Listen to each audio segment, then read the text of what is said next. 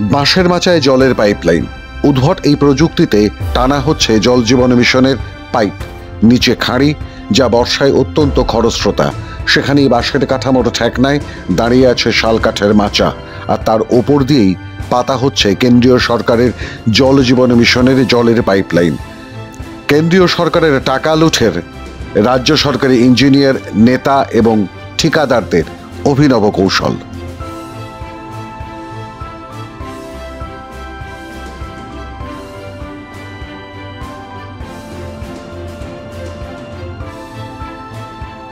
স্থানীয় বিডিওকে লিখিতভাবে বারবার জানিয়েও কোনো কাজের কাজ হয়নি। আশ্চর্য কারণে বিডিও চুপ।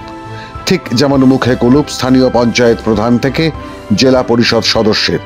সাধারণ বুদ্ধিতে যে কাজটাই করা সম্ভব নয়, সে কাজটাই অদৃশ্য অঙ্গুলি হেলনে তৃণমূলী ঠিকাদার করে চলেছেন বহাল তবিয়তে। আর তার পিছনে মদত শাসক দলের নেতাদের, পিএইচির ইঞ্জিনিয়ারের। দক্ষিণ দিনাজপুর জেলার তপনের আউটিয়া গ্রাম পঞ্চায়েতের লস্করহাট গ্রামের ঘটনা। এর পিছনে ব্যাপক দুর্নীতি রয়েছে। সমস্ত আধিকারিক যারা আছে এখান থেকে টাকা খেয়েছে।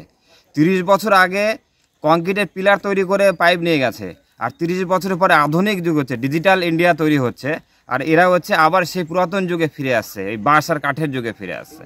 তার মানে বোঝা যাচ্ছে যে সমস্ত আধিকারিকরা এখান থেকে প্রচুর টাকা খেয়েছে তারা। স্থানীয় বাসিন্দাদের অভিযোগে একটি নয়, এলাকায় মোট তিনটি খাড়ির ওপর দিয়ে একইভাবে জলের পাইপলাইন টানা হচ্ছে।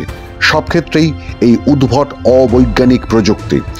বছর 30 আগে যখন জলের পাইপলাইন এখান দিয়ে নিয়ে যাওয়া হয়েছিল, সেই কংক্রিটের ঢালাই এখনো পাশে দেখা যাচ্ছে, আর তার পাশেই পোঁতা হচ্ছে শাল কাঠের খুঁটে। ঠেকনা দেওয়া হচ্ছে কাঁচা বাঁশের। দড়ি দিয়ে অস্থায়ী মাচা বানিয়ে তার ওপর দিয়েই ভারী লোহার পাইপে যাবে গ্যালন গ্যালন জল। এগুলোকে ভাসিয়ে নিয়ে চলে যাবে। তো আমরা চাইছি যে যেমন পিএইচির থেকে যেরকমভাবে এর আগে জলের লাইন, ট্যাপের লাইনগুলো করা হয়েছিল, তার পাইপগুলো যেরকমভাবে কংক্রিটের উপরে দেওয়া হয়েছিল এই ব্রিজের নিচে, তো ঠিক সেই রকমভাবেই দেওয়া হোক। আর না হলে পরে যদি জলের স্রোত আসে বৃষ্টির সময়, যখন বর্ষাকালে যখন স্রোতটা আসবে, ঠিক সেই সময় এগুলো ভাসিয়ে নিয়ে চলে যাবে, মানে কি আমাদের প্রত্যেকটা মানুষের ক্ষতি।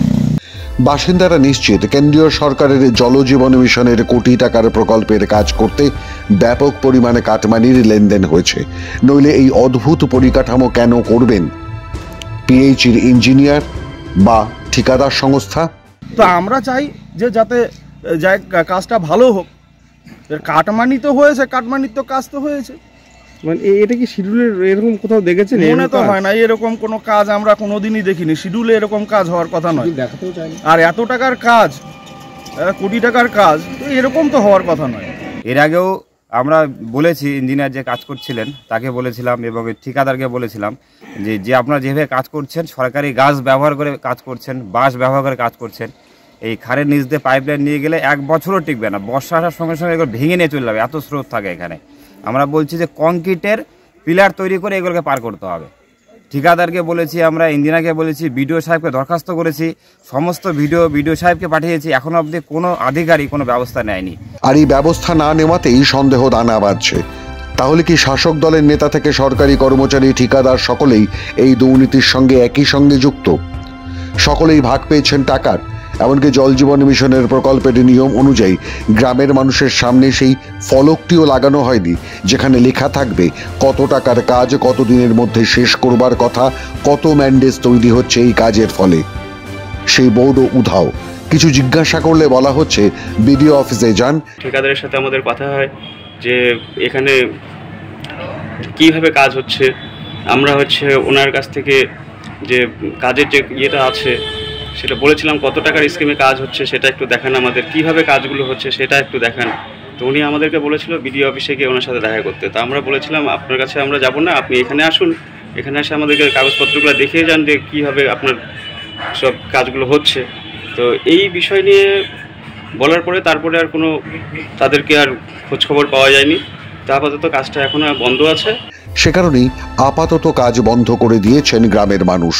বাধ্য হয়ে আমরা এসে কাজটাকে বন্ধ করে দিয়েছি। আমাদের একটাই কথা যে কংক্রিটের পিলার তুলে নিয়ে যেতে হবে, নাহলে কাজটা পাইপ ভেঙে যাবে বর্ষার সময়, তাহলে সাধারণ মানুষ তো আমরা জল পাবো না। আর আমাদের এখানে জলের প্রচণ্ড সমস্যা।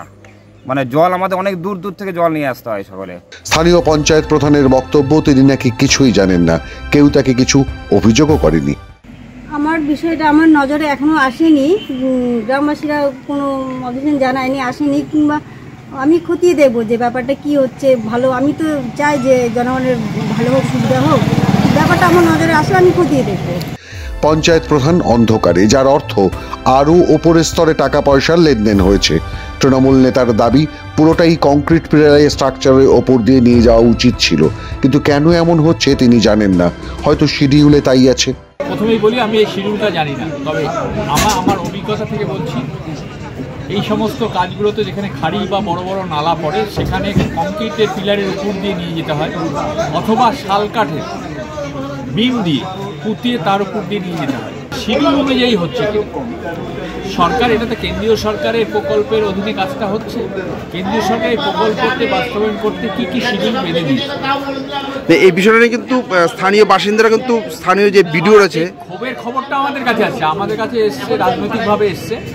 আমরা তাদেরকে বলেছি আগে ওই ঠিকাদার সংস্থার কাছ থেকে শিডিউলটা কি আছে, অথবা পিএইচসি ডিপার্টমেন্ট থেকে শিডিউলটা জানার জন্য। খাড়ি বা নদীর উপর দিয়ে যে পাইপ লাইন পার করতে গেলে সেখানে কংক্রিটের যে পিলার দিয়ে এটা পার করা উচিত, সেখানে আমরা কি দেখছি যে সেখানে ওই কাঠ বা বাঁশের গুঁড়ির ওপর দিয়ে এইভাবে পাইপ লাইনগুলো নিয়ে যাওয়ার ব্যবস্থা হয়েছে। এটা তো একদম অপরিকল্পিত একটা পরিকল্পনা, এটা তো কোনো স্থায়িত্ব নেই। এত একটা বড় প্রকল্পের কাজ চলছে, সেখানে পুরো কাটমানি এবং দুর্নীতিতে ভরপুর আছে। এর পুরো পূর্ণাঙ্গ তদন্ত হওয়া উচিত। যারা এইভাবে অরাজক পরিস্থিতি সৃষ্টি করার ব্যবস্থা করছে তাদের বিরুদ্ধে ব্যবস্থা নেওয়া উচিত। সবে ফাল্গুন, আর 4 মাসের মধ্যেই বর্ষা নামবে উত্তরবঙ্গে। মুহূর্তে ভেসে যাবে এই অস্থায়ী কাঠামো। তারপর ফের টেন্ডার, ফের ঠিকাদার, নতুন বরাত, ফের কাটমানি। পকেট ভরবে শাসক দলের নেতা থেকে সরকারি অফিসার, ইঞ্জিনিয়ার আর ঠিকাদারদের। রাজ্যের গরিব মানুষের ট্যাক্সের টাকায় সেই গরিব মানুষকে বোকা বানানো চলবে প্রতিদিন। আর এটাই তৃণমূল কংগ্রেসের প্রশাসন। মাধ্যম ব্যুরো রিপোর্ট।